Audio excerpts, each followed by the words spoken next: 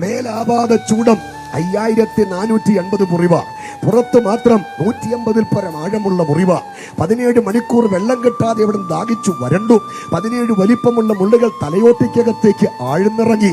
150 kilo തൂക്കമുള്ള മരക്കുരിശ് തോളിൽ വെച്ചിട്ട് അവൻ നടക്കുമ്പോൾ 380 പടയാളികളും 50 കുതിരച്ചേവകരും ചാട്ടയ്ക്കവനെ പുതിരത്തല്ലി. 150 കിലോ തൂക്കമുള്ള മരക്കുരിശ് തോളിൽ വെച്ച് പാലസ്തീന്റെ മണ്ണിളകിയ മൺപാതകളിലൂടെ വണ്ടി വലിക്കുന്ന പോലെ ക്രൂശും വലിച്ച് വെച്ചും വിറച്ചും വീണ്ടും എഴുന്നേറ്റ് കാകുൽത്തയിലേക്ക് ചെന്ന് 6.5 ലിറ്റർ രക്തം, ശരീരത്തിലെ മുഴുവൻ രക്തവും അവൻ നമുക്ക് വേണ്ടി ഊറ്റി നമ്മെ സ്നേഹിച്ചു. കാൽവറിയുടെ കുലമരത്തിലേക്ക് ഈ പന്തൽ ഇരുന്നു കൊണ്ട് ശാന്തമായി കണ്ണ് തുറന്നു നോക്കിക്കേ. അങ്ങകലെ തലയോടിന്റെ ആകൃതിയിൽ തലപൊക്കി നിൽക്കുന്ന അകൽത്തിയുടെ നെറുകയിൽ ഏലാവാതെ ചൂടം.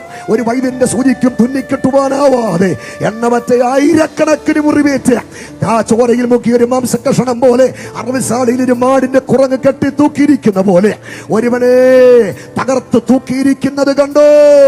ആ തകർന്ന് തൂങ്ങി ഉടഞ്ഞു കിടക്കുന്നതാരാന്നറിയാമോ?